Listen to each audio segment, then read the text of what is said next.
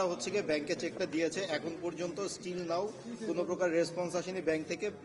Cash মানে অ্যাকাউন্টে চেকটা গেছে, কিন্তু কোনো প্রকার ব্যাংকে থেকে কোনো রেসপন্স আসেনি। প্লেয়াররা ওয়েট করছে 4টা-5টা পর্যন্ত, ব্যাংকিং আওয়ার পর্যন্ত। এই বিষয়টা যদি একটু বলেন।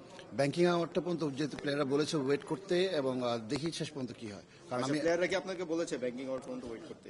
না, আমাকে কিন্তু এখন পর্যন্ত কোনো ইনফরমেশন আমি এখন পর্যন্ত পাইনি। কোনো প্লেয়ার আমাকে অফিসিয়ালি কোনো কিছুভাবে জানায়নি, কিন্তু চেক দেওয়া হয়েছে, হস্তান্তর করা হয়েছে, সেই নিউজ আমার কাছে আছে। অভিভাবক, এমন যদি হয় আসলে আপনারা তো আসলে সুপার ফোর বা নকআউট করবো এখানে যদি যান, এই বিষয়গুলো যদি চলতেই থাকে, আপনাদের ডিসিশন কি হওয়া উচিত আসলে?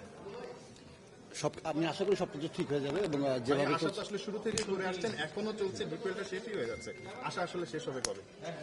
দেখুন, এখন যে পরিস্থিতি, আমার কাছে মনে হয় যে স্টিল এখন আমাদের সামনে যেহেতু 7টা দিন সময় আছে, আমি আশা করি যে ইনশাআল্লাহ 7 দিনের ভিতরে সবকিছু সমাধান হবে। এখন 7 দিন সময় আছে, আসলে আপনাদের প্লেয়ার আসলে কোথায় থাকবে বা হোটেলেই আছে, আমাদের সব প্লেয়াররা হোটেলেই আছেন, কেউ হোটেল লিভ করছেন না, আমরা সকলে হোটেলে আছি, একত্রেই আছি।